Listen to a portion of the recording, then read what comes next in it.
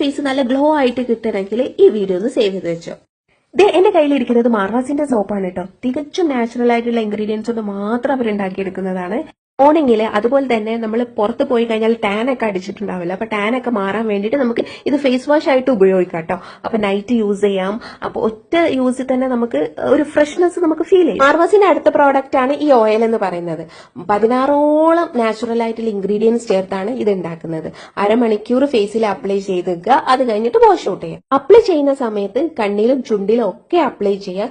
ചുണ്ടിലുള്ള pigmentation മാറാനും കണ്ണിലെ circles dark circles മാറാനും കുരുക്കൾ മാറാനും ഒക്കെ ഹെൽപ്ഫുൾ ആവും. അടുത്ത പ്രോഡക്റ്റ് ആണ് മാർവാസ് ക്രീം ഇട്ട. കസ്തൂരി മഞ്ഞൾ, കുങ്കുമം, ഷിയ ബട്ടർ തുടങ്ങിയിട്ടുള്ള നാച്ചുറൽ ആയിട്ടുള്ള കാര്യങ്ങൾ തന്നെയാണ് ഇതിൽ അവർ യൂസ് ചെയ്തിട്ടുള്ളത്. രാത്രി ഉറങ്ങുന്ന സമയത്ത് ഇത് തേച്ചെടുക്കുക, രാവിലെ വാഷ് ഔട്ട് ചെയ്യുക. ഇത് നല്ല ബെനിഫിറ്റ് ഉണ്ടാവും. കളർ വെക്കാനും അതുപോലെ പിഗ്മെന്റേഷൻ മാറാനും റിങ്കിൾസ് ടാന് ഒക്കെ മാറാൻ ഹെൽപ്ഫുൾ ആവും. പക്ക നാച്ചുറൽ ആണ്. ഒരു സൈഡ് എഫക്റ്റോ കാര്യങ്ങളോ ഉണ്ടാവില്ല. ഫ്രാഗ്രൻസിൽ പോലും ഒരു കെമിക്കലായിട്ട് അവർ യൂസ് ചെയ്യുന്നില്ല എന്ന് പറഞ്ഞത്. ഇതെനിക്കൊരു ഇൻസ്റ്റാഗ്രാം പേജിൽ നിന്ന് അവർ അയച്ചു തന്നെയാണ്.